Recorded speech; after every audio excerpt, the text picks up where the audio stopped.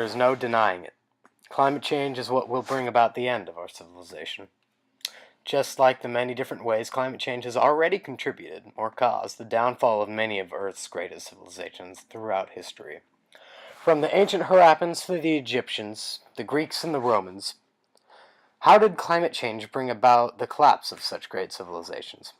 It can be argued that the main driving force in a civilization's collapse is due to climate change, since, to quote Izar and Zonar, all human cultures were, and still are, products of their environment.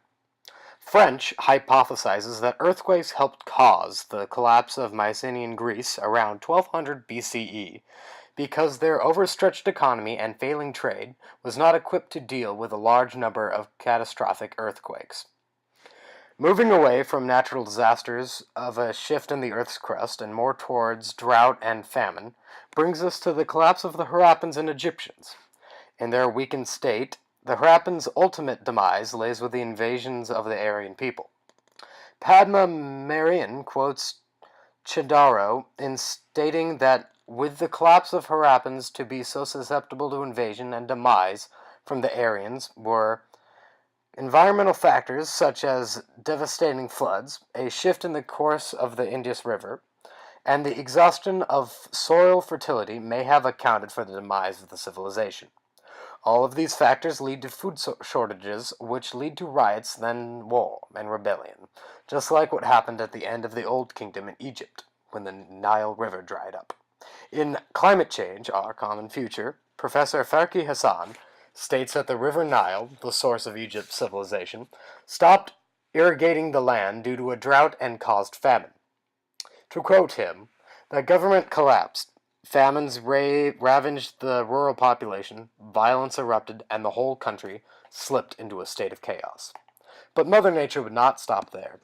She had her sights set on an even larger civilization that formed an empire the likes of one we will never see again. Based on evidence from tree rings and ice core samples, the ancient world around Rome too encountered a drought in the 4th century, from 338 CE to 377 CE, causing a significant drop in trade and agriculture, which weakened Rome's economy and resulted in a famine. It also forced the mass movement of the Huns westward, driving the Goths downward into Italy, destabilizing and sacking an already bloated Roman Empire. All of these factors lead to the collapse of arguably the greatest civilization and empire the world has ever known. Although each of these civilizations had different factors that led to their ultimate demise, whether it be the Romans invading the Greeks, Aryans wiping out the Harappans, Goths sacking Rome, or the Egyptians tearing themselves apart, there is no denying the overlaying factor of climate change. Earth, which gave rise to countless great civilizations and empires, is also their downfall. As it will be with our civilization, if we accept Earth, specifically Mother Nature, as our God, the creator of our civilizations, then what is said in the Bible, in the book of Job, passage 121, "The Lord giveth, the Lord taketh away," reigns true. The Earth, who allows us to live and erect such great civilizations, will also be our ultimate downfall.